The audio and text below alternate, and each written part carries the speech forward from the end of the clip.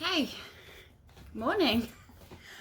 So this is weird, but it's a change, and you're all used to me reading in front of you, so hopefully that will go well.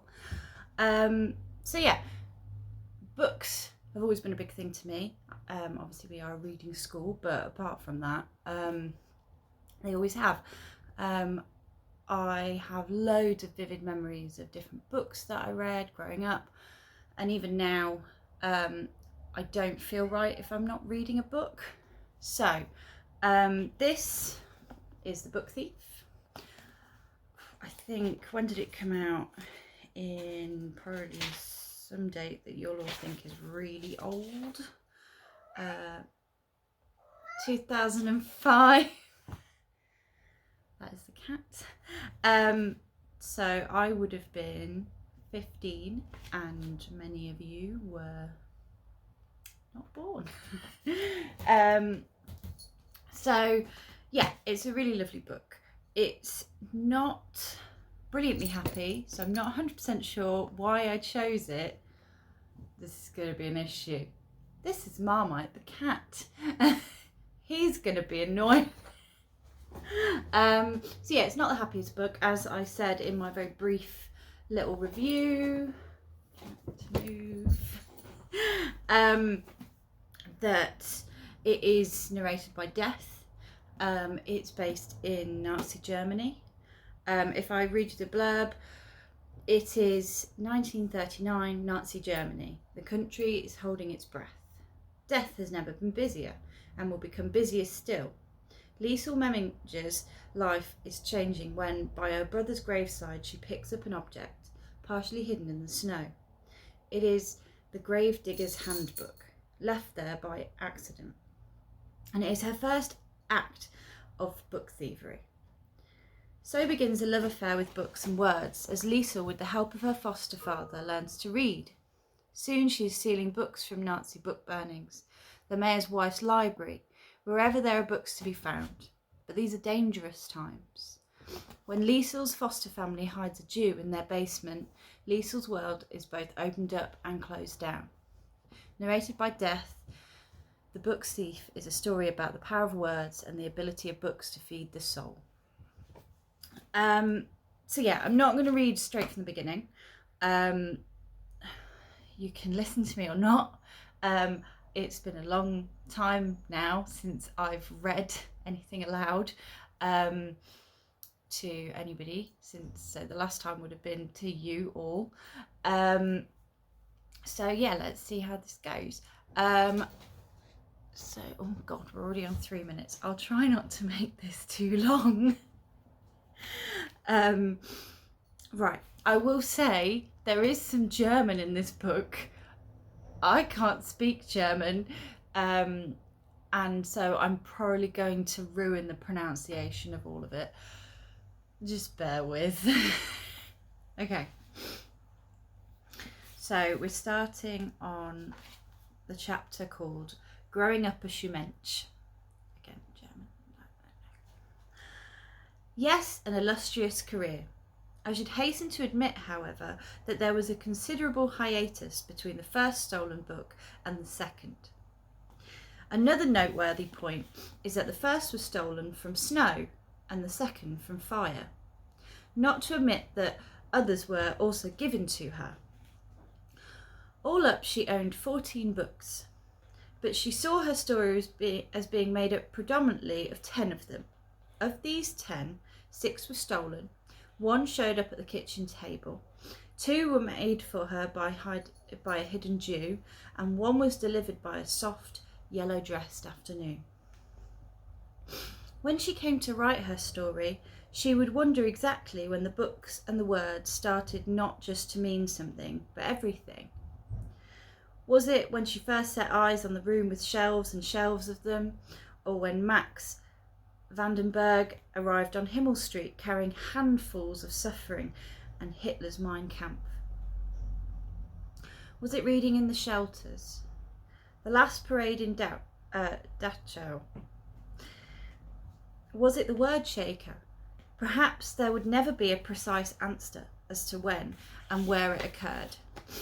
In any case, that's getting ahead of myself. Before we make it any of that, we first need to tour Liesl Memminger's beginnings on Hemel Street and the Arch of Salmenching. Salmenching? Oh, that might be right. Upon her arrival, you could see the bite marks of snow on her hands and the frosty blood of her fingers. Everything about her was undernourished. Wire-like shins, coat-hanger arms. She did not produce it easily, but when it came, she had a starving smile. Her hair was a close enough brand of German blonde, but she had dangerous eyes, dark brown. You didn't really want brown eyes in Germany around that time.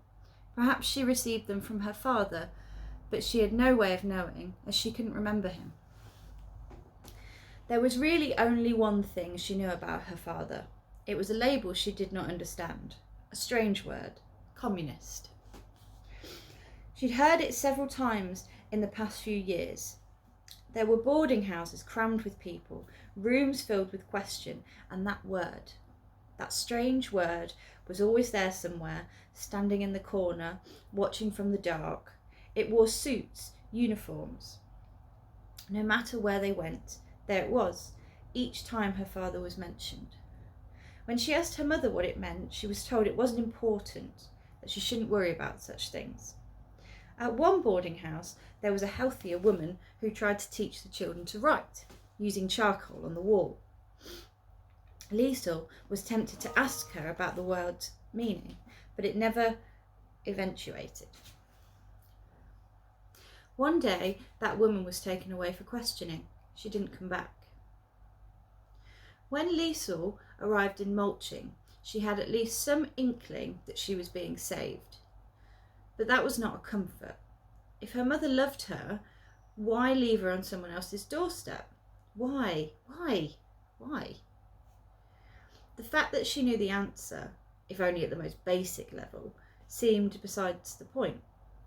Her mother was constantly sick, and there was never any money to fix her. She knew that, but it didn't mean she had to accept it.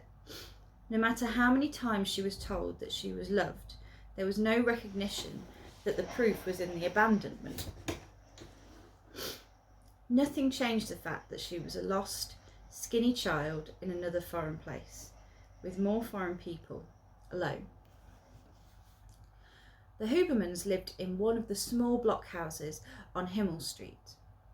The roof was flat and there was a shallow basement for storage. It was not a basement of adequate depth. In 1939, that wasn't a problem. However, in 42 and 43, it was. When air raids started, they always needed to rush down the street to a better shelter. In the beginning, it was the profanity that made the greatest impact. It was so vehement and prolific. Every second word was either Salmench or Saukarl or Arschloch. For people who aren't familiar with these words, I should explain. Sau, of course, refers to pigs. In the case of Salmench, it serves to castigate, berate, or plain humiliate a female. Saukerl, pronounced Saukerl, is for a male. Arschloch can be translated directly into arsehole. That word, however, does not differentiate between the sexes. It simply is. Salmench du Dreckigs! Liesl's foster mother shouted that first evening when she refused to have a bath. You filthy pig, why wouldn't you get undressed? She was good at being furious. In fact, you could say that Rosa Huberman had a face decorated with constant fury. That was how the creases were made in the cardboard texture of her complexion. Liesl, naturally, was bathed in anxiety. There was no way she was getting into any bath, or into bed for that matter. She was twisting into one corner of the closet-like washroom, clutching for the non-existent arms of the wall for some level of support. There was nothing but dry paint, difficult breath, and the deluge of abuse from Rosa. Leave her alone, Hans Huberman entered the fray. His gentle voice made its way in, as if slipping through a crowd. Leave her to me. He moved closer and sat on the floor against the wall. The tiles were cold and unkind. You know how to roll a cigarette? He asked her, and for the next hour or so they sat in the rising pool of darkness, playing with the tobacco and cigarette papers, and Hans Huberman smoking them. When the hour was up, Liesl could roll a cigarette moderately well. She still didn't have a bath. Some facts about Hans Huberman. He loved to smoke. The main thing he enjoyed about smoking was the rolling. He was a painter by trade and played the piano accordion. This came in handy, especially in winter, when he could make a little money playing in the pubs of Mulching, like the Noller. He had already cheated me in one World War, but would later be put into another as a perverse kind of reward, where he would somehow manage to avoid me again. To most people, Hans Huberman was barely visible, an unspecial person. Certainly his painting skills were excellent. His musical ability was better than average. Somehow though, and I'm sure you've met people like this, he had the ability to appear in the background, even if he was standing at the front of the queue. He was always just there, not noticeable, not important or particularly valuable. The frustration of that appearance, as you can imagine, was its complete misleadance, let's say.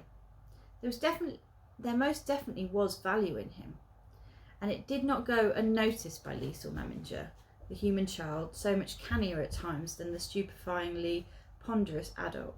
She saw it immediately. His manner, quiet air around him. When he turned the light on in the small callous washroom that night, Liesl observed the strangeness of her foster father's eyes. They were made of kindness and silver, like soft silver melting. Liesl, upon seeing those eyes, understood that Hans Huberman was worth a lot. Some facts about Rosa Huberman. She was 5 foot 1 inches tall and wore her browny grey strands of elastic hair in a bun. To supplement the Huberman income, she did the washing and ironing for 5 of the wealthier households in Mulching. Her cooking was atrocious. She possessed the unique ability to aggravate almost anyone she ever met. But she did love Liesl Memminger.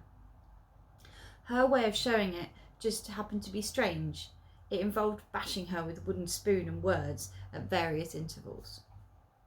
When Liesl finally had a bath, after 2 weeks of living on Himmel Street, Rosa gave her an enormous, injury-inducing hug, nearly choking her. She said, "Sau Mensch, du Dreckigs, it's about time." After a few months, they were no longer Mr. and Mrs. Huberman. With a typical fistful of words, Rosa said, "Now listen, Liesl, from now on you call me Mama." She thought a moment. "What did you call your real mother?" Liesl answered quietly, "Ouch, Mama, also Mama." "Well, I'm Mama number 2 then." She looked over at her husband. "And him over there," she seemed to collect the words in her hand, pat them together and hurl them across the table.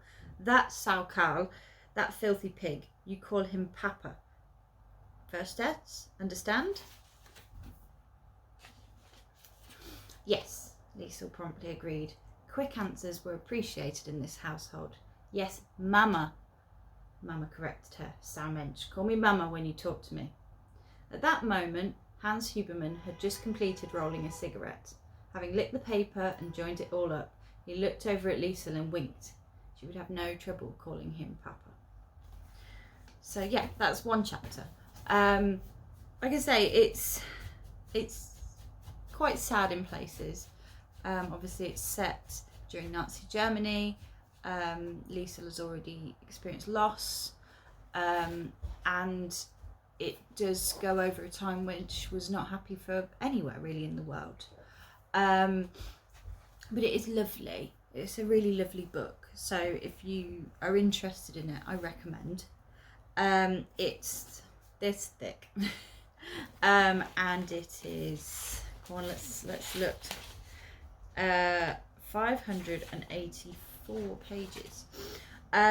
But if you've enjoyed reading things like The Boy in the Striped Pajamas, it's really good. I read this before I read that. And I think I read that because I'd read this. As I said, there is a film. The film's not bad. It's not a bad film. It's nice. It's still sad, but it's a nice film. The book, obviously, like most books that have gone on to be made into films, goes more in depth. There's a definite different feel to it, and I would absolutely recommend, if you can, reading the book.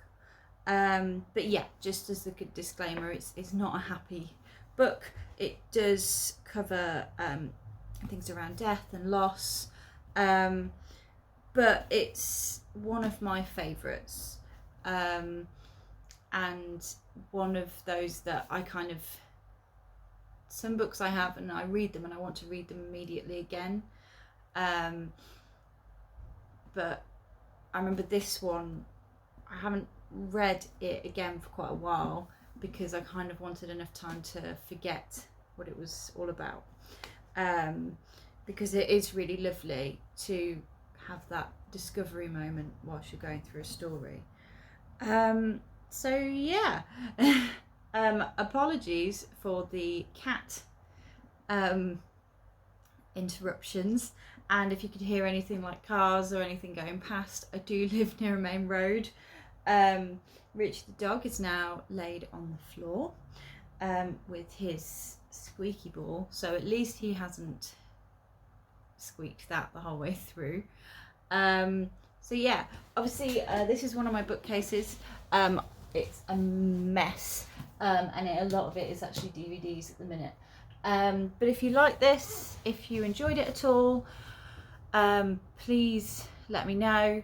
I'm happy to do some more kind of little reviews and maybe read a chapter. So yeah, okay, right, have a lovely day, and I will hopefully see you all soon.